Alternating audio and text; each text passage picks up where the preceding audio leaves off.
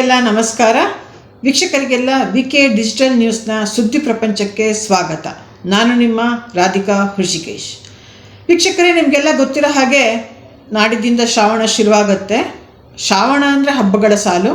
ಅದರಲ್ಲೂ ನಾಳೆ ಆಷಾಢ ಅಮಾವಾಸ್ಯೆ ದಿನ ಜ್ಯೋತಿರ್ಭೀಮೇಶ್ವರ ವ್ರತ ಅನ್ನೋ ಒಂದು ಹಬ್ಬವನ್ನು ಎಲ್ಲರೂ ಮಹಿಳೆಯರು ಆಚರಿಸ್ತಾರೆ.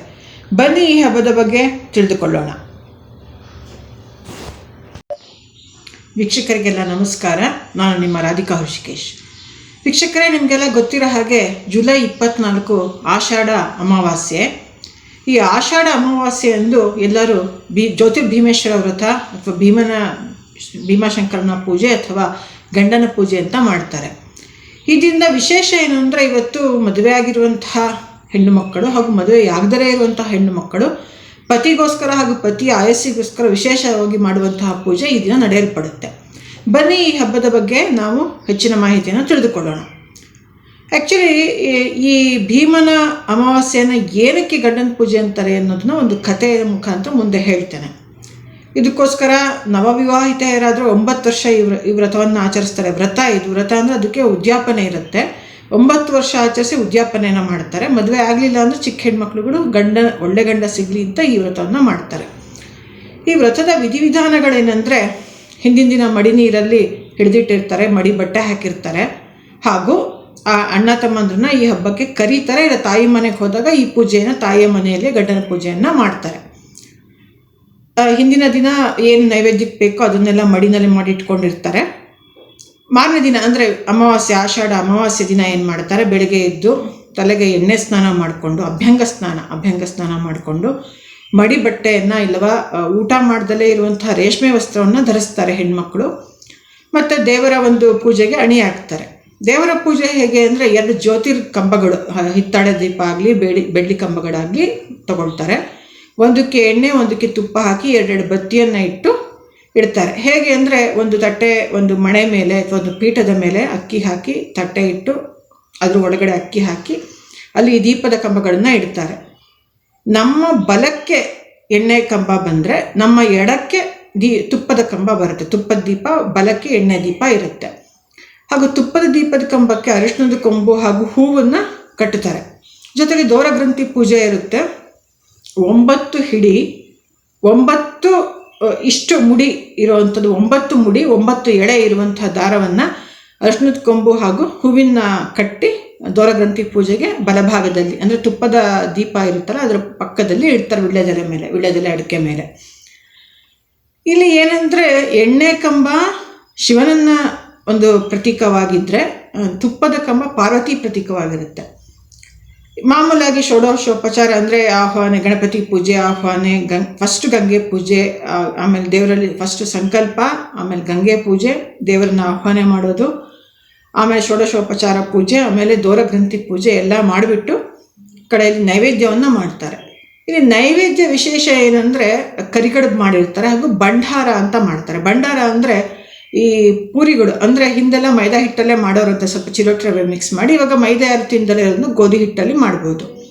ಪೂರಿ ಒತ್ಬಿಟ್ಟು ಅದರೊಳಗಡೆ ಏನು ಕೊಬ್ಬರಿ ಮತ್ತು ಬೆಲ್ಲ ಅಥವಾ ಸಕ್ಕರೆ ಕಣಕ ಇಟ್ಟು ಅದರೊಳಗಡೆ 9 ಗುಳಿಗೆಗಳನ್ನು ಮಾಡ್ತಾರೆ. ಮೊದಲನೇ ವರ್ಷ ಆದರೆ ಸ್ಮಾಲ್ ಈ ಥರ್ಮೋಕೋಲ್ ಬಾಲ್ ಥರ, 2ನೇ ವರ್ಷಕ್ಕೆ 18 ಬಾಲು, 3ನೇ ವರ್ಷಕ್ಕೆ 29, 27 ಆ ಥರ 9ರ ಮಲ್ಟಿಪಲ್ಸ್ನ ಮಾಡ್ತಾ ಹೋಗ್ತಾರೆ. ಕಡೆಯ ವರ್ಷ ಅಂದರೆ 9ನೇ ವರ್ಷ 81 ಗುಳಿಗೆಗಳನ್ನು ಇಡ್ತಾರೆ.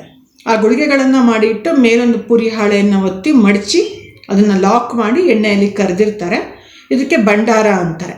ಇದ್ರ ಜೊತೆಗೆ ಒಂದು ಕಾಯಿನ್ಸ್ನ ಇಡ್ತಾರೆ, ನಾಣ್ಯಗಳನ್ನು ಇಡ್ತಾರೆ, ತೊಳೆದ್ಬಿಟ್ಟು ಅದನ್ನಿಟ್ಟು ಕರೆದಿರ್ತಾರೆ. ಇದಕ್ಕೆ ಭಂಡಾರ ಅಂತಾರೆ. ಇದೇ ಮೇಯ್ನ್ ಈ ಪೂಜೆಗೆ. ನಾವು ಹೇಳಿದಾಗೆ ಷೋಡಶೋಪಚಾರ ಪೂಜೆ ಎಲ್ಲ ಆದಮೇಲೆ ಅಣ್ಣ ತಮ್ಮಂದ್ರನ್ನ ಕರೆದು ದೇವರ ಮನೆ ಹೊಸ್ತಿಲಲ್ಲಿ ಇಲ್ಲ ಮನೆಯ ಮುಖ್ಯ ದ್ವಾರಕ್ಕೆ ಹೋಗಿ ಹೊಸ್ಲು ಪೂಜೆ ಮಾಡಿ ಅಣ್ಣ ತಮ್ಮಂದ್ರನ್ನ ಕೂರಿಸಿ ಅವ್ರಿಗೆ ಗಂಧ ಅಕ್ಷತೆ ಕೊಟ್ಟು ಅವ್ರಿಗೆ ಭಂಡಾರ ಒಡಿ ಅಂತ ಕೇಳ್ಕೊತಾರೆ. ಅಂದರೆ ಅಣ್ಣ ತಮ್ಮಂದ್ರು ಕೇಳೋದು. ಭಂಡಾರ ಅಂದರೆ ಇಲ್ಲೇನೆಂದರೆ, ವಿಳ್ಯದೆಲೆ ಮೇಲೆ ಹೊಸ್ತಿಲಿನ 2 ಬದಿಗಳಲ್ಲಿ, 2 ಪಕ್ಕಗಳಲ್ಲಿ ವಿಳ್ಯದೆಲೆ ಮೇಲೆ ಭಕ್ಷ್ಯ ಒಂದು ಕಡೆ, ಅಂದರೆ ಕರಿಗಡುಬು ಸಿಹಿ ಪದಾರ್ಥ. ಭಂಡಾರ ಅಂದರೆ ನಾವು ನಾಣ್ಯ ಇಟ್ಟು ಕರೆದಿರೋದು ಒಂದು ಕಡೆ ಇಡ್ತಾರೆ. ಗಂಧ ಅಕ್ಷತೆ ಕೊಟ್ಟಾದ್ಮೇಲೆ ಅಣ್ಣ ತಮ್ಮಂದ್ರು ಹೊಸ್ತಿಲಿನ ಈ ಕಡೆ ಒಂದು ಕಾಲು, ಈ ಕಡೆ ಒಂದು ಕಾಲು ಹಾಕಿ ಬಲ ಕೈಯಲ್ಲಿ, ಮೊಳಕೈಯಲ್ಲಿ ಏನು ಮಾಡ್ತಾರೆ, ಭಕ್ಷ್ಯ ಬೇಕೋ ಭಂಡಾರ ಬೇಕು ಅಂತ ತಮ್ಮ ಸಹೋದರಿಯರನ್ನ ಕೇಳ್ತಾರೆ. ಆವಾಗ ಸಹೋದರಿಯರು ಭಂಡಾರ ಅನ್ಬೇಕು. ಭಂಡಾರ ಅಂದರೆ ಇಲ್ಲಿ ಹಣವನ್ನಿಟ್ಟಿರೋದು ಸಂಪತ್ತು ಅಂತನೂ ಆಗುತ್ತೆ. ಭಂಡಾರ ಅಂದರೆ ಅರಿಶಿಣ ಅನ್ನೋ ಅರ್ಥನೂ ಇದೆ, ಅಂದರೆ ಸೌಭಾಗ್ಯ ಬೇಕು ಅಂತನೂ ಆಗುತ್ತೆ. ಆ ಕಥೆಯಲ್ಲಿ ನಿಮಗೆ ಮುಂದೆ ಗೊತ್ತಾಗತ್ತೆ. ಏನು ಮಾಡ್ತಾರೆ, ಭಂಡಾರ ಬೇಕು ಅಂದಾಗ ಅವರು ಈ ಮೊಳಕೈಯಿಂದ ಹಿಂದೆ ತಿರುಗ್ದರೆ ಒಂದೇ ದಿಕ್ಕಿನಲ್ಲಿ ಪೂರ್ವ ದಿಕ್ಕಿಗೆ ತಿರುಗಿಕೊಂಡು ಹೊಸ್ತಿಲಿನ ಎರಡೂ ಭಾಗದಲ್ಲಿರುವ ಭಕ್ಷ್ಯಗಳನ್ನು ಒಡಿತಾರೆ. ಹೀಗೆ ಹೊಡೆದು ಯಾವುದ್ರಲ್ಲಿ ಕಾಯಿನ್ ಇರುತ್ತೆ ಅದನ್ನು ಸಹೋದರಿಯರಿಗೆ ಕೊಡ್ತಾರೆ. ಇದಾದಮೇಲೆ ಸಹೋದರಿಯರು ಎಲ್ಲೆಡಕ್ಕೆ ತಾಂಬೂಲ ಕೊಟ್ಟು ಅವ್ರಿಗೆ ಒಂದು ಭಂಡಾರ ಹೊಡೆದಿದ್ದಕ್ಕೆ ಅವ್ರಿಗೆ ಏನೋ ಯಥಾಶಕ್ತಿ ದಕ್ಷಿಣೆಯನ್ನು ಇಟ್ಟು ಕೊಡ್ತಾರೆ. ಈಗ ಹಿಂದೆಲ್ಲ ಕೆಲವರು ಮನೆಗಳಲ್ಲಿ ನಾಗರ ಪಂಚಮಿಗಳಲ್ಲಿ ಸಹೋದರರಿಗೆ ತಾಂಬೂಲ ಕೊಡೋ ಪದ್ಧತಿ ಇದೆ. ನಮ್ಮಲ್ಲೆಲ್ಲ ಇದು ಆ್ಯಕ್ಚುಲಿ ಈ ಭೀಮನ ಅಮಾವಾಸ್ಯೆ ಹಬ್ಬದಲ್ಲೇ ಇವಾಗಲೇ ಕೊಡುವಂಥ ಪದ್ಧತಿ ಇದೆ.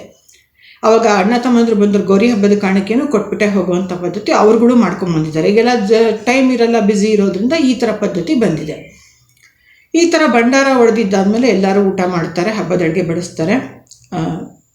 ಇದು ಪಾಯಸ, ತೊವೆ, ಸಾರು, ಹುಳಿ, ಮಜ್ಜಿಗೆ ಹುಳಿ, 2 ಬಗೆ ಪಲ್ಯ, 2 ಬಗೆ ಕೋಸಂಬರಿ, ಜೊತೆಗೆ ಏನಾದರೂ ಒಂದು ಸಿಹಿಯನ್ನು ಮಾಡಿರ್ತಾರೆ, ಏನಾದರೂ ಒಂದು ಖಾರದ ಐಟಮ್ ಮಾಡಿರ್ತಾರೆ.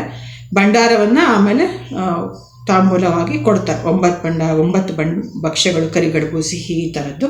ಮುತ್ತೈದೆಯರನ್ನು ಕರೆದು ಕುಂಕುಮ ಕೊಡ್ಬೋದು. ಯಾಕೆಂದರೆ ನಮ್ಮ ಹಿಂದೂ ಧರ್ಮದಲ್ಲಿ ಏನೇ ಹಬ್ಬ, ಏನೇ ಒಂದು ಶುಭ ಸಮಾರಂಭಗಳು ನಡೆದ್ರೆ ಮುತ್ತೈದರಿಗೆ ಕುಂಕುಮ ಕೊಡಿದ್ರೆ ಅದು ಕಂಪ್ಲೀಟ್ ಆಗಲ್ಲ. ಇದು ಸಹಿತ ಒಂದಿದೆ. ಈ ಥರ ನವವಿವಾಹಿತೆಯರು 9 ವರ್ಷ ಈ ವ್ರತವನ್ನು ಮಾಡಿ 9ನೇ ವರ್ಷದಲ್ಲಿ ದೀಪದ ಒಂದು ಬಟ್ಟಲು ಅಂದರೆ ದೀಪದ ಕಂಬಗಳನ್ನು, ದೀಪದ ಸೊಳ್ಳುಗಳನ್ನು ಬೆಳ್ಳಿದೋ ಹಿತ್ತಾಳದ ತಮ್ಮ ಸಹೋದರರಿಗೆ ಕೊಡ್ತಾರೆ, ಗಿಫ್ಟಾಗಿ ಕೊಡ್ತಾರೆ. ಇದು ನಮ್ಮಲ್ಲಿ ಬಂದಿರುವಂತಹ ಪದ್ಧತಿ. ಜೊತೆಗೆ ಇದೆಲ್ಲ ಜೊತೆಗೆ ದೌರ ಗ್ರಂಥಿ ಆಗಿರುತ್ತಲ್ಲ, ಅದನ್ನು ಅವರು ಪುರೋಹಿತರ ಕೈಲಿ ಕಟ್ಟಿಸ್ಕೋತಾರೆ, ಬಲಗೈಗೆ ಫಲವನ್ನು ಹಿಡ್ಕೊಂಡು. ಇಲ್ಲಿ ಹಿಂದೆಲ್ಲ ನಮ್ಮ ಮನೆಗಳಲ್ಲಿ ಪುರೋಹಿತರುಗಳನ್ನು ಕರೆಯೋರು ಚಿಕ್ಕ ಚಿಕ್ಕ ಊರುಗಳಲ್ಲಿ. ಬೆಂಗಳೂರಿನಲ್ಲಿ ಅಭಾವ ಇರೋದ್ರಿಂದ ಎಲ್ಲರೂ ಕ್ಯಾಸೆಟ್ ಹಾಕ್ಕೊಂಡು ಪೂಜೆ ಮಾಡಿ, CD ನೋಡ್ಕೊಂಡು ಪೂಜೆ ಮಾಡಿ, ಯಾರಾದರೂ ಒಬ್ಬ ಗೃಹಸ್ಥನಿಗೆ, ಬ್ರಾಹ್ಮಣನಿಗೆ, ಇಲ್ಲ ಯಾರಾದರೂ ಗೊತ್ತಿರೋ ಪುರೋಹಿತರು, ದೇವಸ್ಥಾನದ ಅರ್ಚಕರುಗಳಿಗೆ ಆ ಉಪಾಯಂದನವನ್ನು ಕೊಡ್ತಾರೆ. ಆವಾಗ ಏನು ಮಾಡ್ತಾರೆ, ಆ ದೌರ ಗ್ರಂಥಿ ಇರುತ್ತಲ್ಲ, ದಾರ ಕಟ್ಟಿರುತ್ತಲ್ಲ, ಅರಿಶಿಣದ ಕೊಂಬು ಮತ್ತು ಇದು ಹೂವು, ಆ ಗ್ರಂಥಿ ದಾರವನ್ನು ಏನು ಮಾಡ್ತಾರೆ, ಮನೆಯಲ್ಲಿರುವ ಹಿರಿಯ ಮುತ್ತೈದೆಯರು ಚಿಕ್ಕ ಮಕ್ಕಳಿಗಾಗಲಿ ಅಥವಾ ನವವಿವಾಹಿತರಿಗಾಗಲಿ ಕಟ್ತಾರೆ. ಇದಿಷ್ಟು ಹಬ್ಬದ ಒಂದು ಏನು ವಿಚಾರ, ಅಂದರೆ ಆ ದಿನ ಏನು ನಡೆಯುತ್ತೆ ಅನ್ನೋದು. ಜೊತೆಗೆ ದಿವಶಿ ಗೌರಿ ಹಾಡು ಅಂತಿದೆ, ಒಂದು ಪುಸ್ತಕ ಸಿಗುತ್ತೆ. ಅದರಲ್ಲಿರೋ ಕಥೆಯನ್ನು ಓದ್ಕೋತಾರೆ ಹೆಣ್ಮಕ್ಳು, ಮದುವೆ ಆಗಿರೋರಾಗಲಿ, ಸಾಮಾನ್ಯಕ್ಕೆ ಮದುವೆ ಆಗಿರೋರೇ ಓದ್ಕೊಳ್ಳೋದು. ಆ ಒಂದು ಕಥೆಯ ಪ್ರಕಾರ ಹಿಂದೆ ಯಾವುದೋ ಒಂದು ಕಾಲದಲ್ಲಿ ಒಬ್ಬ ರಾಜ್ಕುಮಾರ ಅಕಾಲದಲ್ಲಿ ಮರಣಕ್ಕೀಡಾಗ್ತಾನೆ. ಆವಾಗ ಜ್ಯೋತಿಷಿಗಳು ಯಾರೋ ರಾಜಂಗೆ ಹೇಳ್ತಾರೆ, ನೀವು ಈ ಒಂದು ಹುಡುಗನಿಗೆ ಮದುವೆ ಮಾಡಿದ್ರೆ ಆ ಹುಡುಗಿ ಬರೆದ ಮೇಲೆ ಬದುಕ್ಬೋದು ಅಂತ. ಆವಾಗ ರಾಜ ಡಂಗೂರ ಸಾರ್ತಾನೆ, ಯಾರು ನನ್ನ ಮಗನ ಮದುವೆ ಆಗ್ತಾರೆ, ರಾಜ್ಕುಮಾರ ಹೆಣವಾಗಿ ಇದನ್ನು ಯಾರು ಮದುವೆ ಆಗ್ತಾರೆ. ಆವಾಗ ಅವರ ಒಂದು ರಾಜ್ಯದ ಆಳ್ವಿಕೆಯ ಪ್ರದೇಶದಲ್ಲಿದ್ದೊಂದು ಬಡ ಕುಟುಂಬ ಏನು ಮಾಡುತ್ತೆ, ಬಡತನ ತಾಳಲಾರ್ದಲೇ ಸಂಪತ್ತು ಸಿಗುತ್ತೆ ಅಂತ ತಮ್ಮ ಮಗಳನ್ನು ಕೊಟ್ಟು ಮದುವೆ ಮಾಡ್ತೀವಿ ಅಂತ ಮುಂದೆ ಬಂದು ಮದುವೆನ ಆಗೋಗ್ಬಿಡುತ್ತೆ. ಅವರನ್ನು ಹುಡುಗಿನ ಏನು ಮಾಡಿ, ಚಿಕ್ಕ ವಯಸ್ಸು, ಅವಾಗೆಲ್ಲ ಬಾಲ್ಯ ವಿವಾಹ, ಒಂದು 9-10 ವರ್ಷ ಇರ್ಬೋದು, 8-9 ವರ್ಷದ ಹುಡುಗಿನ ಆ ರಾಜ್ಕುಮಾರನ ಹೆಣದ ಜೊತೆ ಬಿಟ್ಟು ಎಲ್ಲರೂ ಹೊರಟೋಗ್ತಾರೆ. ಅದೊಂದು ನದಿ ತೀರ, ಸಮುದ್ರ ತೀರ ಇರಬಹುದು. ಅವಾಗ ಪಾಪ ಆ ಹುಡುಗಿಗೆ ಏನು ಮಾಡಬೇಕು ಅಂತ ಗೊತ್ತಾಗಲ್ಲ, ದೇವರಲ್ಲಿ ಪ್ರಾರ್ಥನೆ ಮಾಡ್ತಾರೆ. ಆ್ಯಕ್ಚುಲಿ ಭೀಮನ ಅಮಾವಾಸ್ಯೆ ದಿನ ಭೀಮ ಹುಟ್ಟಿದ್ದ ಅನ್ನೋ ಒಂದು ಪ್ರತೀತಿ ಸಹಿತ ಇದೆ, ಒಂದು ನಂಬಿಕೆ. ಅವಳೇನು ಮಾಡ್ತಾಳೆ, ಈಶ್ವರನ ಭಕ್ತೆ. ಅಂದರೆ ಸಾಮಾನ್ಯವಾಗಿ ಮುತ್ತೈದೆತನಕ್ಕಾಗಲಿ, ಗಂಡನಿಗೋಗಲಿ, ಗಂಡನ ಯಶಸ್ಸಿಗಾಗಲಿ, ಆರೋಗ್ಯಕ್ಕಾಗಲಿ ಯಾವಾಗಲೂ ಗೌರಿ ಪೂಜೆಯನ್ನೇ ಮಾಡೋದು. ಅವಳು ಗೌರಿ ಜೊತೆಗೆ ಶಿವಶಂಕರನನ್ನು ಸಹಿತ ಆಹ್ವಾನ ಮಾಡಿ, ನೀರನ್ನೇ ಎಣ್ಣೆ, ದಾರವನ್ನೇ ಬತ್ತಿ ಹಾಗೂ ಮಣ್ಣಿನಲ್ಲಿ ಹಣತೆಯನ್ನು ಮಾಡಿ ಪೂಜೆ ಮಾಡ್ತಾಳೆ. ಭೀಮೇಶ್ವರನನ್ನ ಗೌರಿ ಸಮೇತ ಆಹ್ವಾನ ಮಾಡಿ ಪೂಜೆ ಮಾಡ್ತಾಳೆ. ಅವಳ ಭಕ್ತಿಗೆ ಮೆಚ್ಚಿದ ಗೌರಿ ಹಾಗೂ ಶಂಕರರು ಪ್ರತ್ಯಕ್ಷವಾಗಿ ನಿನಗೆ ಏನು ಬೇಕು ಅಂದಾಗ ಅವಳು ಅದೇ ಭಂಡಾರ ಅಂದರೆ ಸಂಪತ್ತು ಹಾಗೂ ಅರಿಶಿಣ ಅಂದರೆ ಶುಭ, ಗಂಡನ ಆಯಸ್ಸನ್ನು ಕೇಳ್ತಾಳೆ.